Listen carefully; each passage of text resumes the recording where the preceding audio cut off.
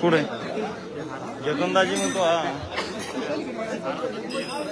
एक मिनिट माऊली खाली बसून घ्या ना सगळे, नाही इकडे या.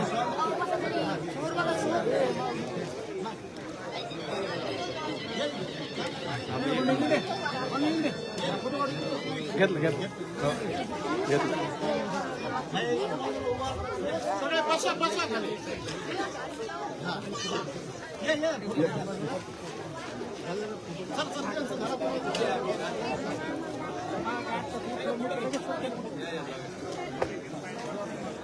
चला, जिजावंदनेसाठी सर्वांनी हात जोडायचे. अखेर 1.5 मिनिटात होणारे जिजावंदन आहे. सर्वांनी हात जोडायचे. लगेच प्रस्तावित करून मनोज दादा आपल्याशी संवाद साधतील. सर्वांनी हात जोडा. ज्यांना जिजावंदन आहे त्यांनी माझ्यासोबत पुन्हा, ज्यांना ती येत नाही त्यांनी ते ग्रहण करायची. जिजामाऊली गे तुला वंदन आहे, तुझ्या प्रेरणेने दिशा मुक्तदायी, भयातून मुक्ती मिळाली जनांना, गुलामी कुणाला कुणाचीच नाही, नसे दुःख कोणा नसे न्यून कोणा, फुलाना मुलाना नसे दैन्य काही, जिजामाऊली गे तुला वंदन आहे.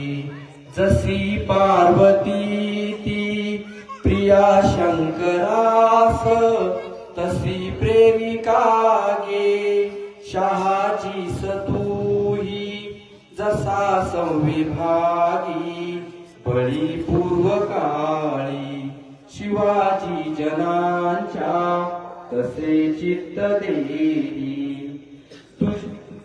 तुझ्या संस्कृतीने तुझ्या जागृतीने प्रकाशात नाती, मनेही प्रवाही तुला वंदिताना, सुखी अंग अंग खरा धर्म आता शिवाचाच पाही.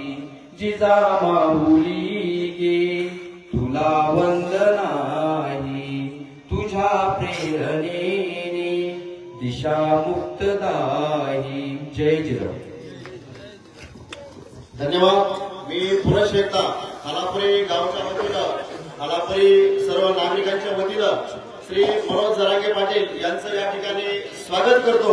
आणि पाटील आपला जास्त वेळ न घेता 1 मिनिटामध्ये मी आपल्याला आमच्या गावच्या वतीनं, कारण आपलं योगदान, आपला लढा हा मराठा समाज अजरामर आहे. जोपर्यंत पृथ्वीवरती चंद्र सूर्य तारे आहे तोपर्यंत मनोज जरांगे पाटील हे नाव कायम अजरामर राहणार आहे. कारण स्वतःच्या कुटुंबाची पर्वा न करता महाराष्ट्रातील नव्हे तर जगभरातील मराठा समाज आणि त्या मराठा समाजातील मुलं त्यांचे भविष्य सुखानं आणि चांगल्या पद्धतीनं नांदावे, चांगलं भविष्य व्हावं यासाठी स्वतःच्या कुटुंबावरती तुळशीपत्र ठेवून लढणारा हा योद्धा. आणि या योद्ध्याचा आम्हाला सार्थ अभिमान आहे की आपण या 123 गावामध्ये येत आहोत. आणि या 123 गावाच्या माध्यमातून हा जगभरामध्ये गेलेला लढा आणि या 123 गावाच्या माध्यमामध्ये असलेलं आमचे खालापुरी गाव, त्या खालापुरी गावाच्या वतीनं पाटील तुम्हाला आम्ही शब्द देतो की तुमचा हा 4 महिन्यापासूनचा लढा नाहीये. कारण तुमच्यासारखा ध्येयगडा माणूस, तुमच्यासारखा प्रामाणिक माणूस, तुमच्यासारखा एकनिष्ठ माणूस, तुमच्यासारखा एकदम स्वतःच्या प्राणाची पर्वा न करता लढणारा माणूस या पृथ्वी तलावरती छत्रपती शिवाजी महाराजांनंतर एवढा प्रामाणिक माणूस आमच्या हयातीमध्ये तरी आम्ही कुठे पाहिलेला नाही. आणि हे पाहण्याचं आम्हाला जवळून अनुभवाचं योग भाग्य आम्हाला लाभलं याचा आम्हाला सार्थ अभिमान आहे. तुमचं योगदान मराठा समाज कधी विसरणार नाही आणि ते विसरण्यासारखंही नाही. तुमचं नाव आजही स्वर्ण अक्षरामध्ये मराठ्यांच्या मनामनामध्ये, मराठ्यांच्या कणाकणामध्ये आणि मराठ्यांच्या इतिहासामध्ये आज अजरामर झालेला आहे. मी पुरुष एकता गावकऱ्याच्या वतीनं मी आपणाला शब्द देतो की जोपर्यंत मराठा आरक्षण मिळत नाही तोपर्यंत या खालापुरी गावचा नागरिक, महिला असेल, पुरुष असेल किंवा जनांचा आरक्षणाचा म्हणजे संपूर्ण समाज असेल, मी यावरून या ठिकाणी अजून तुमचं 1 मिनिट घेतोय. की छगन भुजबळ सारखे नालायक व्यक्ती हे सर्व समाजामध्ये तेढ निर्माण करण्याचं काम करत आहे. पण पाटील तुम्ही सांगतात की गावागावातील आमचा सर्व समाज, धनगर समाज असेल, माळी समाज असेल, सर्व समाज एकत्र आहे. त्याचं जिवंत उदाहरण म्हणजे आज आपल्या स्वागतासाठी फुलं जर कोणी आणून दिली असतील तर आमच्या गावाचे जयराम यांनी जे माळी समाजाचे आहेत त्यांनी स्वतः 20 ते 25 किलो फुलं स्वतः जाऊन तोडून आणून दिलेली आहेत. आणि गावच्या वेशीवर आमच्या गावातील सरपंच मागासवर्गीय आहेत आणि त्यांनी डॉक्टर बाबासाहेब आंबेडकरांचे विचार आजमावलेले आहेत, आत्मसात केलेले आहेत. जर न्याय जर लढून मिळत नसेल तो हिसकावून घेतला पाहिजे आणि जो पुढे झालेला आहे त्याच्या पाठीशी खंबीर उभा राहिलं पाहिजे असे सरपंच यांनी देखील स्वागत केलेलं आहे. त्यानंतर आमच्या गावातील मुस्लिम बांधव तळेबाई यांनी देखील स्वागत केलेलं आहे. अधिक वेळ न घेता सर्व समाजाच्या वतीनं पाटलांचं स्वागत झालेलं आहे. आणि आपला हा लढा जोपर्यंत सुरू आहे तोपर्यंत खालापुरी गावातील प्रत्येक नागरिक, प्रत्येक व्यक्ती हा आपल्या पाठीशी खंबीरपणे उभा आहे. असा गावकऱ्याच्या वतीने मी पुन्हा एकदा तुम्हाला शब्द देतो आणि पुन्हा एकदा गावकऱ्याच्या वतीनं तुमचं शब्दशः स्वागत करतो. धन्यवाद. आणि यानंतर मी आपल्याला विनंती करतो की आपण या आमच्या गावातील महिला भगिनींना, पुरुषांना आपण संबोधित करावं. त्याआधी सर्वांनी जोरदार घोषणा करायची. छत्रपती शिवाजी महाराज की एक मराठा, एक मराठा. तुमचं आमचं नातं काय? मनोज जरांगे पाटील तुम आगे बढो. सन्माननीय जरांगे पाटील यांना विनंती आहे की आपण संबोधित करावं.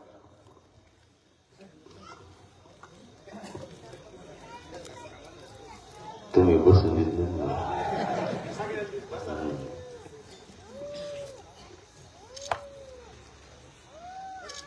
आपल्या खालापुरी गावातील जमलेल्या सगळ्या बांधवांना मानाचा देशवर काय वाजलंय? वाजून फिजून देऊ नका, आता मला बोलायचं असतं.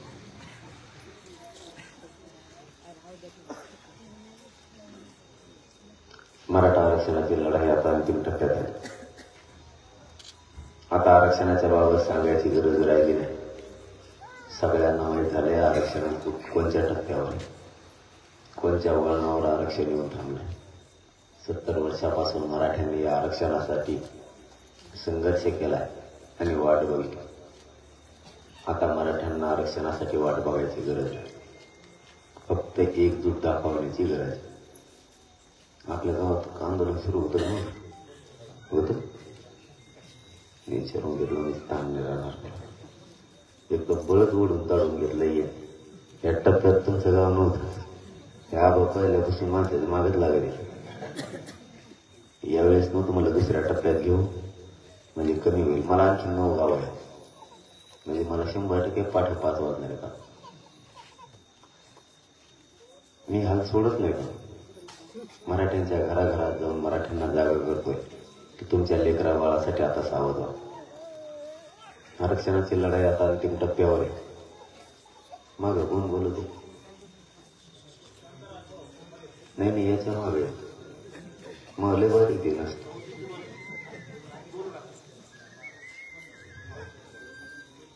सिस्टम गपच नाही. मराठा आरक्षणाची लढाई आता अंतिम टप्प्यात. खालापुरीतल्या सगळ्या बांधवांना माझी विनंती, आता एकजूट राहा. कारण सगळ्यांना मुंबईला जायचं. तुम्हाला यायचे का नाही?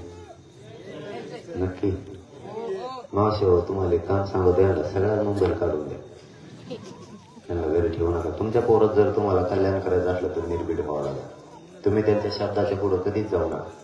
पण ज्यावेळेस स्वतःच्या लेकराचं हित येईल त्यावेळेस ज्यांनी त्यांनी ज्याच्या पद्धतीनं जेवढं होईल तेवढं कष्ट करणं गरजेचं आहे.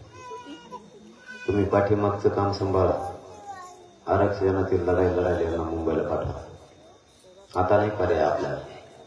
जर आयुष्याचं आरक्षण पोराला द्यायचं असलं, पोरं जर मोठे करायचे असले तर त्यांना आरक्षण मिळवून देणं गरजेचं.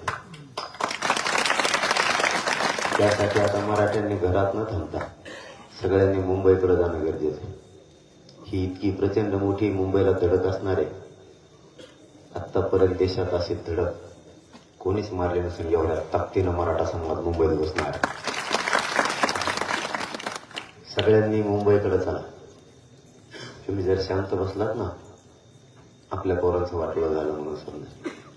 आत्ताच आपल्या 4 ते 5 पिढ्या बरबाद झाल्या.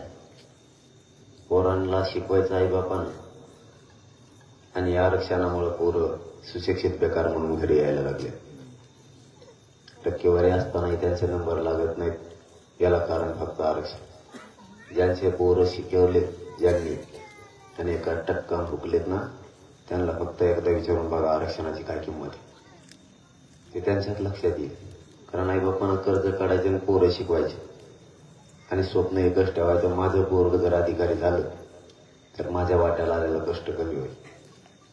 पण ते स्वप्न कधीच आई बापाचं पूर्ण नाही झालं आणि पोरांचं सुद्धा नाही झालं. दोघांचंही स्वप्नाची राखरांगोळी होऊन बसली. या आरक्षणानं मराठ्यांचा घात केलाय.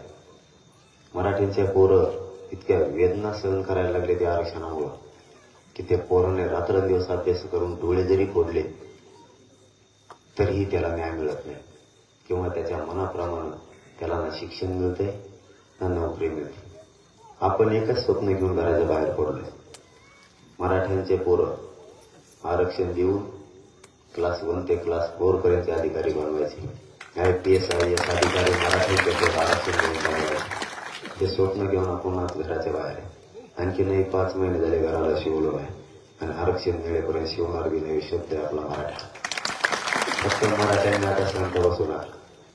तुम्ही जर इकडं विनाकारण खोटे कारण सांगून जर घरीच बसलात तर पोरांचं आरक्षण गेलं म्हणून समजा. ही लढाई खूप टोकाची आणि आरपारची. हे शेवटचं आंदोलन आहे मुंबईतला. घरी बसून काय करणार आहे? घरी बसलात तरी वाटलं होतं, नाही बसलात तरी व्हायला लागले. त्यापेक्षा मुंबईकडे सगळे चला.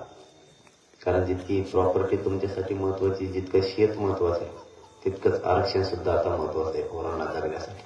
जसं जगताना पाणी गरजेचं आहे, जीवन जगताना पाणी आवश्यक आहे, तसंच आरक्षण सुद्धा आता पोरांना जीवन जगताना गरजेचं आहे. त्या आरक्षणासाठी लढा. कारण ते काही 1 वर्षासाठी मिळणार नाही. दिलं म्हणजे 1 वर्ष आणि पुन्हा लढायचं असं नाही. एकदाच लढा. आयुष्यभरासाठी आरक्षण पोरांना झालं. त्याच्यासाठी आपल्याला ही लढाई दिली. 80% लढाई आपण आता जिंकत आणली. पूर्वी मी म्हणायचो मराठ्यांना एक व्हा, आपण ही लढाई जिंकू. तर लोकांना इतका गैरसमज झालेला होता की मोठमोठाले आंदोलनं झाली. त्यांचं म्हणणं होतं इतके मोठे आंदोलन झाले तर काही मिळालं, आता काय मिळणार. हा सगळ्यात मोठा गैरसमज होता. म्हणून मधले 2 वर्ष आपले वाया गेले. नसते मगच लढाई जिंकली असत्या. आता तरी मराठी राज्यातल्या कानाकोपऱ्यातून एक झाले. म्हणून मराठ्यांची ही लढाई आता आरक्षणाची अंतिम टप्प्यात. सरकार रोज बैठका फक्त मराठा आरक्षणावर घेते. ही सगळी ताकद मराठ्यांची एकजुटीची. मराठी एक झाले म्हणून सरकार काम करायला लागले. तुम्ही सावध राहता, आता बेसावध नका. आता जर तुम्ही बेसावध राहिले ना तर पोरांना तुम्ही स्वतःच्या पोराला आता रोखू शकत नाही. इतकी भयानक परिस्थिती. आणि आपण आहे तोपर्यंतच आपल्याला मराठ्यांच्या पोराला, आपल्या पोराला आरक्षण द्यायचं. आपल्या पाठीमागे आपल्या पोरांचे इतके हाल होणार आहेत की त्याचा आपण विचार न केलेलाच बरा. त्यामुळे आत्ताच सावध, वेळेवरती सावध. आणि या वेळेवरती जर तुम्ही सावध झाला तर अशी संधी मराठ्यांना नाही पुन्हा येणार. या संधीचं आता सोनं करायचं. सरकार त्याचं काम करत आहे, आपलं काम आपण करू. आपण जागेवर राहू. बाकीच्यांचा विषय तुम्ही डोक्यातून काढून टाका. त्यांना मी खंबीर आहे, त्यांची काळजी तुम्ही नका करू. फक्त तुम्ही एकजूट ठेवा. कारण आरक्षण आता एकदम निर्णयाच्या प्रक्रियेत. आणि अशा वेळी जर आपण गाफील राहिलो, समजा आपण शेतीत जर पाऊस पडला तर पाऊस पडला आणि वापसा झाला कीच पेरतो का नाही. जो शेतकरी पाऊस पडला आणि वापसा झाल्याबरोबर पेरतो त्याच्या घरातली लक्ष्मी वर्षभर आटत नाही. म्हणजे त्याला धान्य वर्षभर कधीच कमी पडत नाही. कारण त्यांनी वेळेवर कष्ट केले आणि वेळेवर मशागत केली शेतीची. जर 7-8 पावस पडले मग पेरलं त्याच्यात डोक्यात कर्ज होतोय, मग पेरून काय करतो. वेळेवर कष्ट करणं गरजेचं आहे. तसं आरक्षणाला आता योग्य हातोड आणण्याची वेळ आली. इतक्या वर्षापासून मराठ्यांचे पोरं प्रतीक्षेत होते आरक्षणाचे. आता खरी योग्य वेळ आहे की मराठ्यांनी सगळ्यांनी पुन्हा एकदा उठाव करायचे. जर 20 जानेवारीला मराठा करोडोच्या संख्येनं मुंबईकडे गेला तर सरकार मुंबईला जायच्या अगोदर मराठ्यांच्या हातावर आरक्षण टेकवेल. हे तुम्हाला खात्री नाही. त्याच्यासाठी आता तुम्ही ताकदीनं तयारी करा आणि मुंबईकडे निघा. सगळेची सगळे इथं कोणी राहू नका. पाठीमाग माता मावल्यांना सुद्धा पाठीमागची लढाई सांगला. मुंबईची खिंड आम्ही लढणार आहेत. पाठीमागची खिंड तुम्हाला लढायची. कारण आता सगळ्यांनीच याला ताकद लावल्याशिवाय हा प्रश्न मार्गी नाही निघत. त्यामुळं मी तुम्हाला एवढंच सांगायला लागलो की 20 जानेवारी जायचं. कारण जास्तीचा वेळ देणं मला तरी वाटतं परवडणार नाही. तुम्ही मस्त भूमित आम्हाला आणखीन कवर होऊन गेलं. पुढं लय मोठे गाव राहिले त्याचं मला काय टेन्शन. कारण तिकडे इतके फोन करायला लागले की भयानक फोन करायला लागले. आणि आता सगळ्यांना सवय पण जाईल. 6ची सभा कवावी 3च्या नंतरच होती पाठ. त्याच्या आत झालीच नाही. रात्री झाली 4:30 वाजता. त्यामुळे आता त्याला नावी लागेल. गावातले लोक जिथं भेटतील तिथं आम्ही उभा राहतो. त्यामुळे तुम्हाला थोडंच सांगतो की 20 जानेवारीला आपल्या खालापुरे गावातले सगळे बांधव मुंबईकडे चला. आणि माता मावल्यांनी सुद्धा 20 जानेवारीला सकाळी 8 वाजता अंतरवाली द्यायचे. सगळ्यांच्या घराला खालापुरीतल्या त्या दिवशी कुलूप पाहिजे. सगळ्याचे सगळे अंतरवालीला वाट लावायचा. कारण कोणाचं तरी लेकरू तुमच्या लेकरासाठी लढायला मुंबईकडे निघाले. ज्यावेळेस समाज मोठ्या ताकदीनं त्याला वाट लावायला गेवराईपर्यंत येणार आहे त्यावेळेस लढणाराला बळ मिळतो. लढणाराला वाटतं माझा मायबाप समाज माझ्या पाठीशी. जरी आम्ही मुंबईला निघालो असलो तरी आमच्या पाठीवर हात फिरायला आमचा समाज मायबाप म्हणून उभा राहिला. कारण कोणालाही ते बळ असतं. त्याच्यासाठी तुम्हाला गेवराईपर्यंत पायी चालायचं. तुम्ही गेवराईपासून वापस आला तरी चालते. पण माणसं नाही. फक्त माता मावल्यांनी वापस यायचं. आपण जास्तीत जास्त तयारी करा. जे पोरं मुंबईला किंवा माणसं मुंबईला जातात त्याचा खर्च आपण गावकऱ्यांना उचलायचा. कोणाकडून दुसऱ्याकडून 1 रुपया सुद्धा घ्यायचा. कारण आपली गोरगरिबांची लढाई आपणच लढायची आणि आपणच जिंकायची. कोणाचं काही समजून घ्यायचं. म्हणून सगळ्यांना गाड्या कशा लावायच्या काय तयारी करायची ही सगळी सांगितलेली तुम्हाला. सांगितली का नाही? अरे तुम्ही 2-3च म्हणतात. बाकीचे तुमचे टीव्ही आहेत का नाही? आहे का? केलं मग गप्प कम बसले. कणाकण बोलत ना आणि कसं बोलत टीव्हीवर बोलता तुम्ही मला बघा का नाही? मला काच तसं असतं. टप्प्यात आलं वाजीला सोडतच नाही. माझ्याकडे मंत्री सुद्धा टेन्शन गेले. मी दिसतोय बारीक पण कार्यक्रमातला होता. त्यामुळे एकही आहे ना. संभाजीनगरला आले सुद्धा काही माघारी जाते तारते. ते म्हणजे तिकडे गेले कसा बोलत आहे. मी काय चुकीचं बोलतोय? माझ्या गोरगरिबांच्या पोरांचं वाटोळा व्हायला लागले. तुमच्याशी मित्रत्व करायसाठी आंदोलन नाही उभा केलेलं आहे. त्यांचा तेवढाच प्रॉब्लेम आहे. मी त्यांना मॅनेज सगळ्यात मोठं दुखणं देतो तेच. मी त्यांना मॅनेज होत नाही. आणि मॅनेज होऊन मी काय करू? मन पैशाचं जमत कवर कर्जच असतं माझ्याकडे. पदाचं मन जमत नाही. इंग्लिश आणि हिंदीतून मग टिपणच नाही बसलो आणखी नवी. त्याच्यामुळे आपलं मला टेन्शन येतं. हिंदीचा आणि इंग्लिशचा जर प्रश्न विचारला ना मला वाटतं कायच म्हणलं असेल मला. त्यामुळे मग आता पैशाच आणि पदाचं जमत नाही म्हणल्यावर आरक्षणच द्यावं लागलं. कारण मी माझ्या समाजाशी प्रामाणिक आहे. मी समाजाला माझ्या मायबाप मानले. लोकांचं उलट आहे. आधी कुटुंब आणि मग समाज. माझं त्याच्यापेक्षा विरुद्ध आहे. आधी समाज नंतर कुटुंब.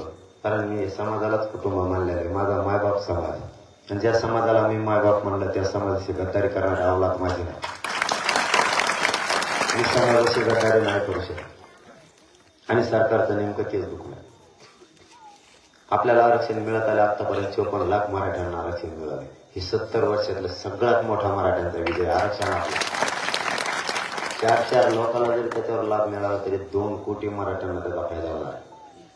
तेवढ्याच नोंदीत आणखी समिती कालपासून कामाला लागली. पुन्हा आत्ता आम्हाला मरण्यात काही पुरावे सापडले ते भाटाचे. त्याच्यातही भरपूर त्यांच्याकडे 60 गावाचे पुरावे सापडले. तुमच्या तीर्थापुरीपासून बरेचसे देव कोण स्वामी समर्थांचं जाम तिकडचे पुरावे खूप सापडले. आणि मी सरकारला सांगितलं की ते पुरावे सुद्धा नोंदवून घ्यावं. सरकार घेईल ते सुद्धा. देवस्थानाचे सगळे पुरावे घ्यायला लागले. राक्षस भवनचे त्र्यंबकेश्वर मधले सगळे पुरावे, राजस्थान मधल्या भाटांचे पुरावे, 33-34 लावून नमुन्याचे पुरावे आता घ्यायला लागले. तुमच्या टिशीवरती लिहिलेलं असेल ते पण घ्यायला लागले, तुमच्या खासरा पत्रावरचे घ्यायला लागले, पीक पाणीचे सुद्धा जो अहवाल आहे त्याचे सुद्धा पुरावे घ्यायला लागले. इतके पुरावे आता सापडणार आहे त्या 8 दिवसात की प्रचंड. त्याच्यासाठी एकजूट पाहिजे. तुम्हाला माझी पुन्हा पुन्हा तीच विनंती, 20 जानेवारीला मुंबईकडे चला, कोणी मागावर सरकू नका. आता उगा गप्पा ठोकू नका. कामाचे मला काम आहे म्हणते मावशी वळला काय काम आहे. मी फोन लावला म्हणून दाम आणलंय काम आहे. तीर्थापर्यंत जाऊन टपरीवर बस यांना काय काम आहे. इकडं पोराचं परवाटोळ झालं, इकडं नोकऱ्या लागणार काही होण्यात आई बाबा शिकून शिकून परेशान झाले. पोरा आपल्या समोर पोरं सुशिक्षित बेकार म्हणून हिंडायला लागले आणि हे म्हणतात काम आहे. मी त्यांच्या तिथं सांगितलं आता मरून येते किस्सा. मला तर अशी फशी देते मावशी हो. मला लय उशिरा माहीत झालं हो यांचा खटका तुम्ही जवळ आहे म्हणून. मला आधी कळालं असतं मी तुमच्याकडे चालू असतं. म्हणलं असतं आपल्या पोरासाठी आपल्याला लढायचं, यांना पुढं घाला. पण पार आता लढाई जिंकत आलं मला माहिती झालं यांचे खटके तुमजवळ आहे. मला इतकं खुशील आहे इथून माझं गुड बोलून मी यांना फोन केला तर एक जणाला, आमच्या तिकडचंच गाव होतं, तुमच्या तिकडं म्हणलं काय टेन्शन. मी त्याला म्हणलं उद्या बैठकी या. 2-3 वर्षापूर्वी तो आम्ही असेच गोळा करायचे. माझ्या बैठकीला कवा 2 नाही तर 3च लोक असायचे. मला बघितलं की तिकडे गेले 2 निघायचे. जसं काय मी यांचं मागं दगड घेऊन लागले. भयानक कार्यक्रम होता इथून. मग मी यांना समजून सांगत होतो तुम्ही एकजूट करा. हे आरक्षण कसे देत नाहीत मी बघतोय त्या छाताळावरच बसतो पण आरक्षण घेतो यांना सुट्टीच देत. आता ते शब्द यांना आज खरा वाटायला लागला की हेच करू शकतो आरक्षणाचा. मी एक जणाला फोन केला त्या आमच्या टीम मधलाच होता. त्याला म्हणलं तू काय कर बैठक केली उद्या, त्याला 12 वाजता बैठक. ते म्हणला राव मी आलो असतो, मी कवा नाही म्हणतो पण मी मोटरच चोरीली गेली. म्हणलं गेली असं मुलीची मोटर चोरीला, आता काय मोठं काम झालं याला दुसरी इकडं जाऊन टाका लागेल. नाही त्या चुलत्याला फोन केला. त्याला म्हणलं हो ते बैठकीला आले नाही, मोटर सापडली की तुमची. ती म्हणतो मोटर मी त्याचा चुलता आहे, 3 पिढ्या झाला आम्हाला वावरच नाही, मोटर करून सोडली. म्हणलं मी आता तोंडालाच हाणून घेतले. इतके भूमिकेत मला मावशी हो. आता नाही इथून माझं आता माया पुढे येते. मी म्हणलो नको येऊ तरी माया पुढं बोलत येणार. आणि हे महिलांचं खरं आरक्षण लक्षात आलं ते एक लई चांगली गोष्ट झाली. आपली 1 दिवसा वाशी नाही त्याला 2 आणि 3 लाख महिला आल्या, ती एक पण नाही राज्यात. महिलांच्या डोक्यात आलंय आपल्या पोराचं कल्याण आणि आपले पोरं मोठे आरक्षणामुळे होणार आहे. आणि मी माया भाषेत आरक्षण समजून सांगितलं. आपली भाषा कशी मराठवाड्याची ठोक 1 नाही 2 नाही. तुम्हाला कळत पण नाही भाषा, त्यांना नाही कळत. त्यांना जर मला एखादा शब्द कळाला नाही ना ते मला फोन करत त्या अधिकाऱ्याला विचारतात ह्या शब्दाचा अर्थ काय होतो रे. त्या अधिकाऱ्याला नाही कळत ते मला फोन करते त्याचा अर्थ काय होतो. मला नाही देऊन तिकडे. कारण मी माझी भाषा मला येत नाही शुद्ध बोलतो. आणि समजा मी शुद्ध बोलायला गेलो आणि अनुसार उठल्यावर मग काय करायचं. माझ्या भाषेत मी मराठ्यांना आरक्षण समजून सांगितलं आणि माता माऊलीच्या डोक्यात फिट बसलं की या आरक्षणामुळे आपल्या पोराचं कल्याण होणार आहे. जेच महिलांना उठाव केला अशी एकच सभा त्याला 2 आणि 3 लाख. मी काल सहज आव्हान केलं बीडमध्ये, म्हणजे त्या सभेला शेवटचा इशारा सभेला. मी म्हणलं आम्हाला मुंबईचे खिंड लढवायचे, तिथली खिंड तुम्ही लढवायची. आम्हाला जर तिकडे काही त्रास दिला आमच्या गाड्या आडल्या तर तुम्ही इकडे मंत्र्याच्या आमदाराच्या घराला याडा टाकायचा 2-3 लाख महिला. तर नुसतं पायातला हातात बी घेतलं तरी 2 महिने दार न उघडायचं. मी व्यासपीठावर खाली उतरलो महिला आल्या त्या म्हणजे दादा तुम्ही काळजीच करू नका, तुम्ही मुंबईला जा नुसतं आडून द्या एका चेपले थुतारच फोडी देते. म्हणजे महिलांच्या आता लक्षात आलं आरक्षण आपल्या याच्यात महिला सुद्धा एकजूट झाल्या. आणि हेच गरजेचं आहे. त्याच्यात लादायचा काय संबंध आहे का. त्याच्यात काय लादायचंय. समजा आता तुम्ही शेतात काम करतात नाही मावशी. अरे तुम्ही हा अभिमान शेत आहेत का तुमच्या गावात आहेत. शेतात काम करतो आपण लाजतो का. आपले लेकरं जर मोठे करायचे असले तर रात्रंदिवस आपल्याला शेतात काम करावं लागेल तरच आपले लेकरं मोठे होणार आहेत. नाही होणार. तिथं लादायचा काय संबंध. इथं आरक्षणामुळे तुमचे पोरं मोठे होणार आहेत. मग एवढंच सांगायचंय तुम्ही महिलाला तुझ्याही पोराचं कल्याण होणार आहे, माझ्या पण होणार आहे. महाराष्ट्रातल्या सगळ्या महिला आपण एकत्र होऊन शांततेत लढा उभा करून एकदा आपल्या लेकराला आयुष्याचं आरक्षण मिळवून देऊ एवढंच सांगायचं. त्यात काय लाज आहे. तरी काही काही महिला म्हणतात मला लाज वाटून दे. मग काय करते आता, करतो तर आम्ही काय. पण मग एक प्रश्नाचं उत्तर दे. तो हा दीड निवडणुकीला उभा राहिलो, कशी गल्ली गल्ली कॉम्प्लेट घेऊन बोलती. तवा कसं करायला लागलं, तवा मग ती नारळ हानी भया कबशी सरची पतंग पारावर हा. मग कसं सांगते, एक तर तो हा दीड सुधरतो, तो कोणत्या तरी साहेबाचा असतो.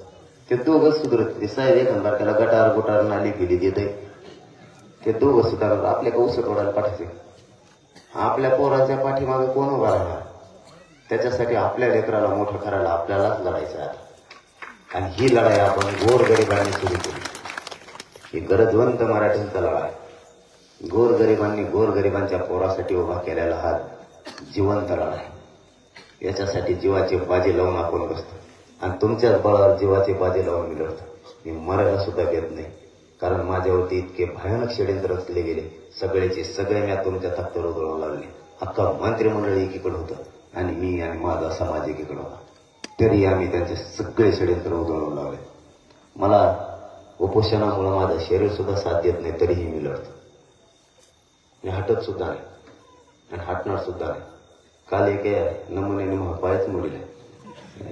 आपल्या तर असे नमुने आहेत ना, बोल टप्पूचे पोरवरून आलं ते त्याने टाकलेली होती कागद. ती मग फोटो काढायला आलं माझ्याकडे. त्याची चप्पल इतकी टप्पू होती, ती फोडून आलं. त्याने असा दणका आणलं, मग अर्ध नखत उडून गेलं. ते इतकं टप्पू होतं, त्याला लय रेडलं नाही. मला रेडलंच नाही. आता इतकं लागल्यावर माणूस घरी झोपून का नाही, काही गरज पडली का. तरी मी पाठपर्यंत कष्ट करतो, रात्री पण आणि दिवसा. याचं कारण आहे फक्त मला माझ्या गोरगरीब मराठ्यांच्या पोराला आरक्षण देऊन त्यांच्या चेहऱ्याला हसू बघायचं. नाही तर मला कोणी काय गुत्त दिलेलं नाही तू कर म्हणून. पण मला माहिती आहे यावेळेस जर आपण झोपलो तर आपल्या पोरांचं वाटलं. आता नाही झोपायचं. आपण रातपाट एक करायचं. रातपाट कोण एक करत असतं माहिती आहे तुम्हाला, राजकारणी. रचित कड्या वाजेल तुमचे एवढी बार माझ्याकडे बघ म्हणून. तुझ्याकडे काय बघतो, थोडं पाहिजे. तुझ्याकडे काय बघतो, तुला मोठं केलं आणि वाटोळं केलं. तो आमच्या पोरायचं एक तरी आला का आपल्या मदतीला. काय मोठं करता तुम्हाला, आमच्या पोराला कोण मोठं करणार आहे. आमच्या काय पाठी तो भारमाली करायला. रात्र दिवस रातपाट करत असते राजकारण. माझा काही स्वार्थ नाही. मी रातपाट फक्त या मराठीच्या पोरासाठी करतो. बाकी याच्या पाठीमागं काहीच उद्देश नाही. रात्रीचा कार्यक्रम 4:30 वाजता झाला पाठ. फोटो काढायला लोक आले 5:30 वाजले. झोप लागूच तरच पण कंट्रोल बोलली मी म्हणले फोटो काढून द्याय. सकाळी उठलो, आंघोळ केली, कामाला लागलो, लगेच सकाळी झोपला जाईल. एवढा रात्रंदिवस मी फक्त माझ्या मराठा समाजाचे लेकरं मोठे व्हावं म्हणून कष्ट करतो. एका महिन्यात 17 दिवस माझं पाठीमागचं उपोषण झालेलं आहे. त्याच्यानंतर 9 दिवस. एका महिन्यातलं 26 दिवस उपोषण झाले. तेव्हापासून माझं शरीरच मला साथ देत नाही. कसलं माझ्या गाडीतल्याच लोकांना माहिती आहे माझे काय आलं होते. तरीही मी विचार नाही करत. डॉक्टरांनी सांगितलं तुमच्या किडनीवरती लिव्हरवरती सूज आहे, तुम्ही आराम करा. मला माहिती होतं आता विजय जवळ आलाय. आपण जर आता झोपलत ना, मराठ्यांच्या पोराचं वाटलं झालं. त्यापेक्षा आपल्या जीवाची पर्वा आपण नाही करायची. कारण हे जीवनच मी माझ्या समाजासाठी अर्पण केलंय. तर मरायला काय द्यायचं. आणि माझ्या कुटुंबाला सुद्धा तसं जाहीरपणानं सांगून आलेलं आहे. आलो तर तुमचं नाही तर कुंकुकुस डायरेक्ट बायकोला सांगून आले. कारण मला समाजापेक्षा मोठं कोणी नाही. समाजाचं दुःख मी नाही पचवू शकत. पोरं जर एक फोन केले ना, वेदना इतक्या पोरांच्या भयानं की त्या वेदनेला चालेल नाही. त्या जर ऐकल्या ना तर माणसाचं काळीच कापून टाकल्यासारखं. इतके पोरं शिकणारे आणि पोरी अडचणीत आहेत. त्यामुळे आरक्षण आवश्यक आहे. त्याच्यासाठी ही टोकाची लढाई आपली आता होणार आहे. त्यामुळे हे शेवटचा लढा आहे मुंबईतला. आता घरी नका राहू कोणी. तुमच्या पाया पडून सांगतो, तुमच्या स्वतःच्या पोराच्या न्यायासाठी तुम्ही घरं सोडा. आता तुम्ही जर आता घरं नाही सोडले ना तर पोरांच्या डोळ्याचं पाणी पुसायला सुद्धा कोणीच येऊ शकणार नाही. तुम्हाला मी आज जोडून सांगतो. आपल्या पाठीमाग आपल्या पोरांचे इतके हाल होणार आहे. कारण मी एवढा निर्भीड आहे की माझ्या सोबत राहणाऱ्या लोकांना माहिती आहे मला उलटे कामं करायची सवय. एखादा जर म्हणला हे होत नाही तर मी मुद्दाम ते करीत असतो. लोक म्हणले आरक्षण मिळू शकत नाही म्हणलं, मग मी आणूनच दाखवत असतो. कोण कोण आडवायत होतं बघतो. आणि घर आज 5 महिने उलटून गेले. आणखी घराचा उमरा सुद्धा शिवलो आणि आरक्षण मिळालं शिवणार सुद्धा. माझ्या बापाला सुद्धा सांगितलेलं आहे तुम्हाला 4 पोरं आहे. जर मी गेलो समाजासाठी तर 3 पोरावर आनंद व्यक्त करा, डोळ्याला पाणी सुद्धा नाही आणायचं. कारण ही लढाई कुठेतरी निर्भय होऊन आपल्याला लढावं लागणार आहे. आपण जर स्वतःच्या पायापुरतं बघून आपण आनंद जगायचा प्रयत्न केला तर जातीला कधीच न्याय मिळू शकत नाही. कारण करोडो लोकांचं कल्याण करायचं असलं तर एक जणाला जीवाची बाजी लावावी लागणार आहे आणि ती आपण पत्कारली. कधीच मरायला किंवा मागं हटायला बघत नाही. माझी तुम्हाला फक्त विनंती ही शेवटची लढाई सगळ्या मराठ्यांच्या पोराच्या हिताची. आता घराच्या बाहेर पडा, विचार करू नका कोणता. आंदोलन शांततेत करायचं, पण आता मुंबईला मराठ्यांचे पोरं निघतील. त्यामुळं 20 तारखेला आपल्या गावातून सगळ्या गावातले लोक मुंबईला चला. आजपासून तयारीला लागा. आणि महिलांनी सुद्धा सगळ्यांनी आंतरवालीपासून गेवड्यापर्यंत सगळ्या पोरांच्या वाटा लावायला. कारण कुणीतरी मायेचा पाठीवर हात फिरायला लागतो आणि ज्यावेळेस समाज मायबाप म्हणून एखाद्याच्या पाठीशी उभा राहतो त्यावेळेस लढणाऱ्याला आणखीन बळ मिळतं, त्याला ताकद मिळते. कारण लेकराच्या तोंडावर हात फिरायला जर माणसं असली तर 12 मुलखाचं दुःख जरी असलं तरी लेकरं विसरून जातात आणि ताकदीनं लढतात. कारण त्यांना इथून 500-600 किलोमीटरवर तुम्हाला न्याय मिळावा म्हणून लढायला जायचं. त्या पोराच्या पाठीशी तुम्ही ताकदीनं मायबाप म्हणून उभा राहा. कारण तुमचं लेकरू त्या जाणाऱ्या लेकरात बघा. तुमचं गेलं तरच तुम्हाला माया आहे, दुसऱ्याचं गेलं तर माया नाही असं करू नका. तुमचं लेकरू समजा ते गेलेल्या त्याच्या पाठीवर हात फिरायला सगळ्या तुम्ही एक दिवस एक आल्यामुळं तुमच्या गावातले अख्खे लोक वाटा लावायला आल्यामुळं जर समाजाचं कल्याण होणार असलं तर तुम्ही एक दिवस 100% सगळे कामं बुडून समाजाचं कल्याण होईल म्हणून त्या अंतरवाली लिहून लोकांच्या पाठीशी उभा राहा. ही एवढीच विनंती करतो आणि थांबतो. जय जय जय. धन्यवाद बाबा. आजच्या खालापुरी येथील सभेसाठी उपस्थित आदरणीय मनोजदादा जरांगे पाटील यांचं खालापुरी योजनेमध्ये सहर्ष स्वागत. आलेल्या सर्व पाहुणे मंडळी आहे सर्वांनी